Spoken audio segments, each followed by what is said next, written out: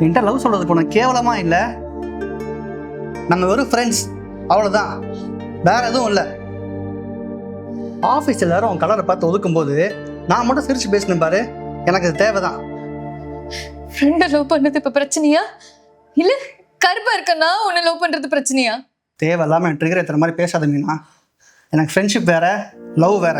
ஓ அப்படியா? என் ரூம்மேட் மணிமேல் கிட்ட நீ ஃப்ரெண்டு மாதிரி தானே பழகுன, அவ மேல உனக்கு எப்படிடா லவ் வந்துச்சு சொல்லுடா. அவளுக்கு நேத்து லவ் ப்ரப்போஸ் வேற பண்ணிருக்க, அப்ப தெரியலையா உனக்கு அவ ஃப்ரெண்டுன்னு? என்னடா நடிக்கிறியா?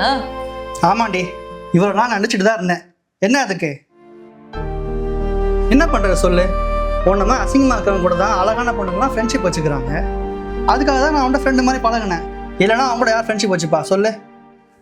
இப்போ முதல் மூஞ்சியை ஒரு 2 நிமிஷம் வேணாம் 30 செகண்ட் மட்டும் பாரு, உனக்கே உன்னை பிடிக்காது. ஏன் நீ அவ்வளோ அசிங்கமாக இருக்க? உங்கள் அப்பா குடும்பத்தை விட்டு ஏன் ஓடி போனா தெரியுமா?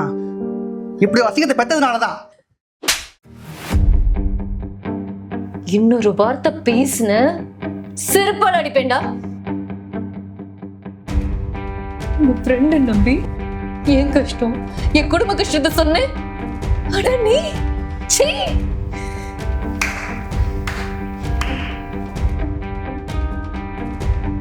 இப்பயாச்சும் தெரிஞ்சுக்கோ, இந்த மாதிரி பசங்கலாம் ஒரு பொண்ணு முகத்தை பார்த்து அவ அழகா இருந்தா தான் லவ்வே பண்ணுவாங்கன்னு சொன்னேன்.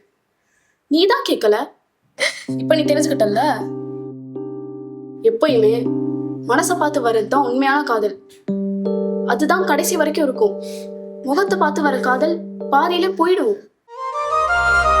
இப்பயாச்சும் நான் சொல்றதை கேளு மீனா. நீ அவனை உண்மையாதான் லவ் பண்ற, ஆனா அவன் அப்படி இல்ல. விட்டுரு மீனா, விட்டுரு.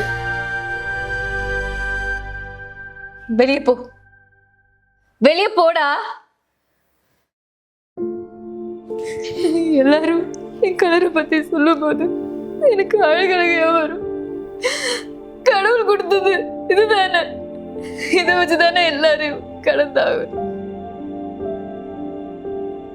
ஒரு நிமிஷம் கார்த்திக், இனிமேலாச்சும் யார் கூடயாவது பழகும் போது நிறத்தை பார்த்து பழகாது, குணத்தை பார்த்து பழகு.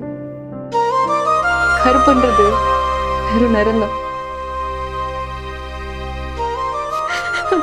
அல்லாதடி, நாங்க இருக்கோம்.